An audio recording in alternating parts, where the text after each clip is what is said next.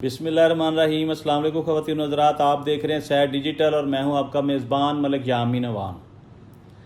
नाज़रीन, जैसा कि आपको मालूम है कि इस वक्त पूरी दुनिया इस बात से बखूबी वाक़फ़ है कि ईरान, इसराइल और अमेरिका के दरमियान मुकम्मल तौर पर जंग बंदी पर मुआहदा साइन होने जा रहा है। जी नाज़रीन, 2-4 दिन पहले इलेक्ट्रॉनिक मुआहदे पर दस्तखत कर दिए गए थे। आज बरोज़ जुमा 19 जून 2026 स्विट्ज़रलैंड में इस दस्तखत सरमनी में तमाम ममालिक जो इस कार खैर में हिस्सा डाल चुके हैं, जिनकी वजह से आज अमन मुआहदा दस्तखत होना था, वो सारे वहाँ पहुँचना शुरू हो गए हैं। एकदम से ईरान कहता है कि हम नहीं जाएंगे। ईरान से जब वजह मालूम की गई तो पता चला कि अमेरिका के कहने पर इसराइल को अभी तक जो है वो लबनान के ऊपर हमले किए जा रहा है। यानी अमेरिका के ट्रंप सदर साहब जो हैं, उन्होंने स्पेशली इसराइल को कहा कि भाई जंग बंदी हो चुकी है, आप इस बात से ज़रा बखूबी वाक़फ़ हो जाएं कि अब आपने लबनान पर भी हमला नहीं करना, क्योंकि ईरान की शराइत में सबसे पहली शर्त ही ये है कि अगर अमन होगा तो पूरे मशरक़ वुस्ता में होगा। इसराइल किसी मुल्क के ऊपर हमला नहीं करेगा, छेड़छाड़ नहीं करेगा। तो ज़रा गौर तलब बात यह है कि इसराइल जंग बंदी पर रज़ामंद क्यों नहीं है, क्योंकि इसराइल ने, अब कहते हैं नेतन्याहू ने, लेकिन मेरा मानना यह है कि ये मुर्तद मारा गया है, ये जहन्नम वासल हो चुका है, ये इस दुनिया में नहीं है। ये खबर आज बाहर आए, कल बाहर आए, परसों बाहर आए, बाहर आएगी। मैं अपनी बात पर कायम हूँ, नेतन्याहू इस दुनिया में नहीं है।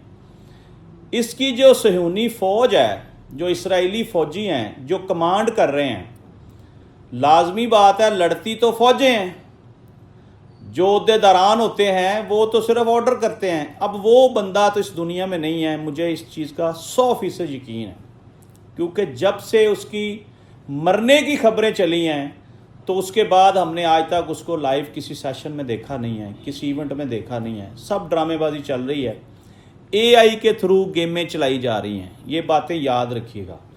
अच्छा, अब सबसे बड़ा मसला ये है कि खित्ते में अमन कायम होने से मार्केट में तेज़ी आ रही है, स्टॉक मार्केट बहुत ऊपर जा रही है स्पीड के साथ, और पेट्रोल प्राइसेस पीछे को आ रही हैं।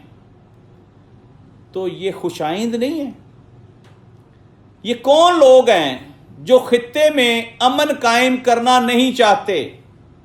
ये दो बहन भाई हैं जो इस खित्ते में अमन कायम करना नहीं चाहते, इसराइल और उसकी छोटी बहन UAE।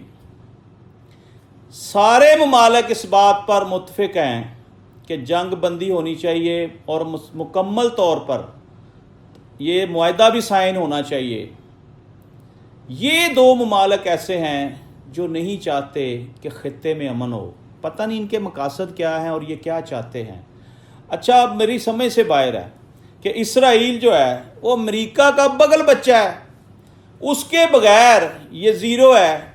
ट्रंप ने 1-2 दिन पहले बयान भी दिया कि अगर इसराइल के साथ हम ना खड़े हों तो इसराइल को 1 मिनट में ईरान सफ़ा हस्ती से मिटा दे, क्योंकि अब वो ईरान की ताकत से वाकिफ़ हो चुके हैं।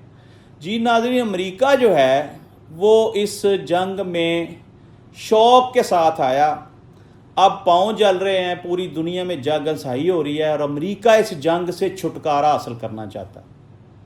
इसराइल क्यों नहीं छुटकारा हासिल करना चाहता? इसराइल मुआहदे के बावजूद लबनान के ऊपर हमले क्यों कर रहा है? ताकि ये मुआहदा मनसूख हो जाए, ये मुआहदा कामयाब ना हो। अब आप देख लें कि डोनाल्ड ट्रंप जो है वो इस मामले में बड़े सीरियस हैं और उनकी तमाम बातें जो हैं वो टीवी पे डेली नज़र आ रही हैं कि वो शख्स, और उसकी बॉडी लैंग्वेज बता रही है कि वो इस जंग से भागना चाहता है, वो इस जंग का हिस्सा बनना ही नहीं चाहता। पता नहीं क्या मजबूरी थी कि अमेरिका को इस जंग में कूदना पड़ा। बहरहाल किस्सा मुख्तसर ये है کہ امریکہ ایران معاہدے کا جیسے ہی مارکیٹ میں اناؤنس ہوا کہ الیکٹرانک دستخط ہو گئے ہیں یا 19 جون کو معاہدہ سائن ہونے جا رہا ہے، سونے اور چاندی کے پرائسز بھی بڑھ گئے ہیں۔ اس کا مطلب ہے کہ چیزیں بہتری کی طرف جا رہی ہیں، پٹرول پرائسز بھی سپیڈ سے نیچے آ رہی ہیں۔ کچھ لوگ یہ بھی بتا رہے ہیں کہ پاکستان میں بڑی بھاری انویسٹمنٹ آنا شروع ہو گئی ہے، پراپرٹی سیکٹر کو بوسٹ اپ آنے والا ہے، اس کی چھوٹی چھوٹی نشانیاں ہمارے سامنے آنا شروع ہو گئی ہیں، کیونکہ جنگ کسی مسئلے کا حل نہیں ہے، یہ تو پوری دنیا جانتی ہے، ہمیشہ مذاکرات سے معاملات کو حل کیا جاتا ہے۔ ناظرین، بتایا جا رہا ہے کہ ڈی ایچ اے لاہور میں، بالخصوص لاہور کی بات ہو رہی ہے، جو چیز 50 لاکھ کی تھی وہ کروڑ پہ چلی گئی ہے، پرائسز ڈبل ہو گئی ہیں۔ یہ سائنس سمجھ نہیں آئی اور پیسہ آتے ہوئے بھی نظر نہیں آ رہا، لیکن کچھ لوگ یہ کہہ رہے ہیں کہ دبئی سے بہت بھاری مقدار میں پیسہ پاکستان آنا شروع ہو گیا ہے۔ تو یہ ایک خوش آئند بات ہے، پوری دنیا سے پیسہ آنا چاہیے، لیکن اس کے لیے پالیسیز بنانی پڑیں گی۔ ہمارے جو فیصلہ ساز ہیں ان کو، لوگوں کو، بڑے انویسٹرز کو فیسیلیٹیٹ کرنا پڑے گا۔ ایسے بات نہیں بنے گی، کہانیوں سے کام نہیں چلے گا کہ آپ آ جائیں جی انویسٹمنٹ کریں ہمارے ملک میں۔ آپ سب سے پہلے اپنی انویسٹمنٹس پاکستان لے کر آئیں۔ جو ہمارے وزراء لوگوں کو مشورے دے رہے ہیں، جناب آپ انویسٹمنٹ لے کر آئیں پاکستان میں، ہم آپ کو گارنٹی کریں گے۔ بھائی میں بھی آپ کو گارنٹی کرتا ہوں، جو پیسہ آپ یہاں سے لوٹ کر سوئٹزرلینڈ لے گئے ہیں، یو کے لے گئے ہیں، دبئی لے گئے ہیں، امریکہ کینیڈا لے گئے ہیں، آپ بھی وہ پیسہ پاکستان میں لے کر آئیں۔ ہم آپ کو گارنٹی کرتے ہیں 25 کروڑ عوام کہ آپ اس پیسے سے ڈبل مال کمائیں گے یہاں پہ۔ جب آپ اپنے ملک سے سارا پیسہ باہر لے گئے ہیں اور لوگوں کی منتیں کر رہے ہیں کہ یار اس ملک میں انویسٹمنٹ کریں، ایسے نہیں ہوتا۔ بارش کا پہلا قطرہ بننا پڑتا ہے، پھر عوام آپ کے اوپر ٹرسٹ کرے گی۔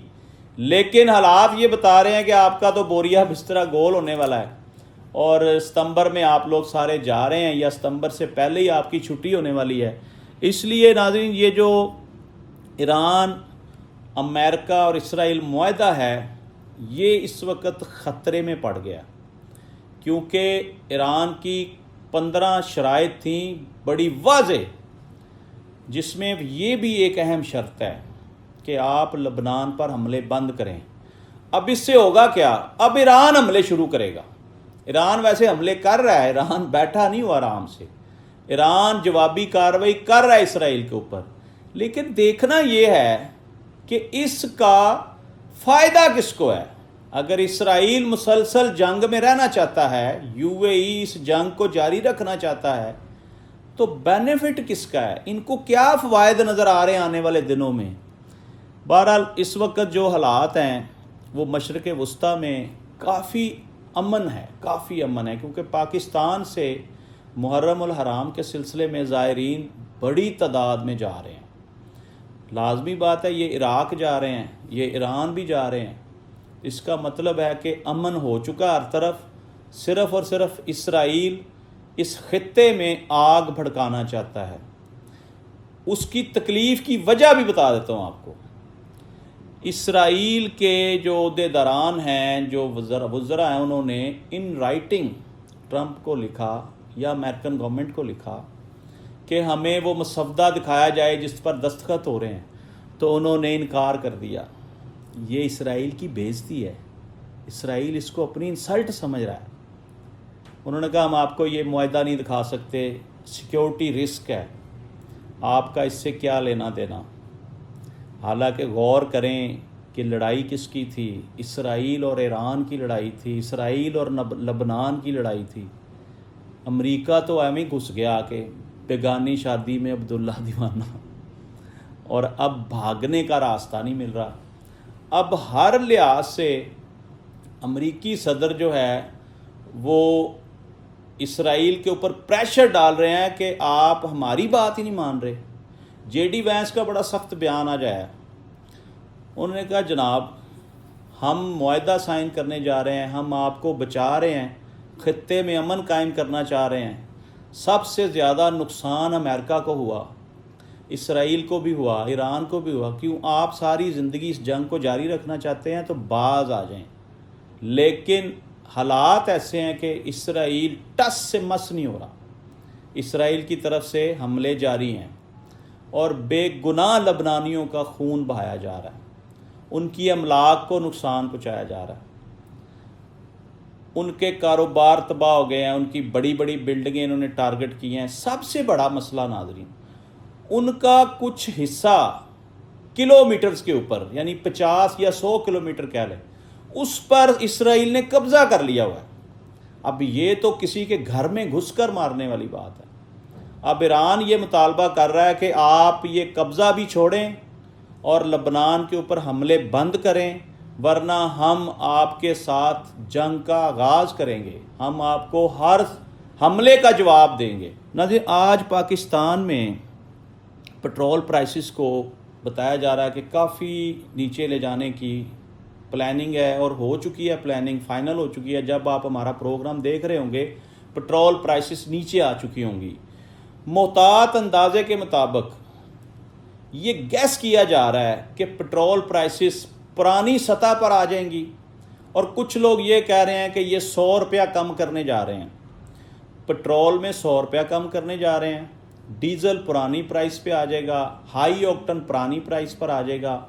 گیس کے بارے میں ابھی تک سمجھ نہیں آ رہی، کیونکہ گیس 500 روپے کلو کو ٹچ کر کے واپس آئی ہے تھوڑا سا، اب اس کو واپس پرانی پرائس پر آنا چاہیے۔ اب سوال یہ ہے کہ کیا پٹرول پرائسز کے واپس آنے پر وہ تمام اشیاء جو مہنگی ہو گئی تھیں، جو آسمان کو چھو رہی تھیں، وہ واپس آئیں گی کہ نہیں آئیں گی؟ یہ سب سے بڑا سوال ہے، اور میرا جواب ہے کہ بہت مشکل سے آئیں گی، کیونکہ جو لوگ ریٹ بڑھا دیتے ہیں نا، پھر ان کا دل نہیں کرتا کہ ریٹ کو کم کریں۔ یعنی ہر چیز کا ریٹ بڑھ گیا تھا، بسوں کے کرائے، جہازوں کے کرائے، ٹرینوں کے کرائے، یہ سب بڑھ گئے تھے، اور 11 گنا بڑھے تھے، تھوڑے تھوڑے نہیں بڑھے، کیونکہ پٹرول انہوں نے ایک دم سے 200-250 روپے بڑھا دیا، 500 کو ٹچ کرا دیا انہوں نے۔ اب اگر پٹرول پرائسز 200-250 روپے کی رینج میں آ جاتی ہیں تو پھر بنتا تو یہ ہے کہ تمام چیزوں کے ریٹ واپس آئیں تاکہ عوام سکھ کا سانس لے سکیں۔ یقین کریں، اس پٹرول پرائسز نے، اس لاک ڈاؤن نے پاکستانی عوام کو تباہ و برباد کر دیا، جینا حرام کر دیا۔ پرائسز بڑی تھیں، برداشت ہو سکتا تھا، سروائیو کر سکتے تھے لوگ، لیکن یہ جو لاک ڈاؤن لگایا عوام کی بہتری کے لیے، اس نے عوام کا بیڑا ہی غرق کر دیا۔ عوام چیخیں مار مار کر رو رہے ہیں۔ آپ سمجھ لیں جب سے لاک ڈاؤن لگا ہے نا، کسی بندے نے ایک پینی نہیں کمائی، اپنی راس بیچ بیچ کر کھا رہے تھے لوگ۔ اب پرائسز نیچے آئیں گی، پرانی پرائسز پہ پٹرول، ڈیزل، گیس یہ چیزیں ملیں گی، پھر جا کر سنبھلتے سنبھلتے ہمیں 6 مہینے یا 1 سال لگ جائے گا۔ تو خدارا پالیسیاں بنانے سے پہلے سٹیک ہولڈرز کو ساتھ بٹھایا کریں، ان سے مشورہ کیا کریں کہ ہم یہ کریں، اس کے اثرات کیا ہوں گے قوم کے اوپر۔ آپ خود سے فیصلے کرا کے 4 لوگوں کے سائن کرا کے مارکیٹ میں اناؤنس کر دیتے ہیں جی یہ ہم نے کر دیا ہے، آپ اس فیصلے کے خد و خال ہی نہیں دیکھتے کہ اس کے نقصانات کیا ہوں گے اور اس کے فوائد کیا ہوں گے۔ جس چیز کا عوام کو فائدہ ہو اس کی طرف آپ کی توجہ نہیں ہے، اس کی طرف توجہ کریں، عوام کے فائدے کی بات کریں۔ جی ناظرین، آج تک کے لیے اتنا ہی۔ اپنے میزبان ملک یامین اوان کو اجازت دیجیے اس دعا کے ساتھ کہ اللہ تعالیٰ ملک پاکستان کی حفاظت فرمائے اور ہمارے ملک کو امن کا گہوارہ بنائے۔ پاکستان زندہ باد۔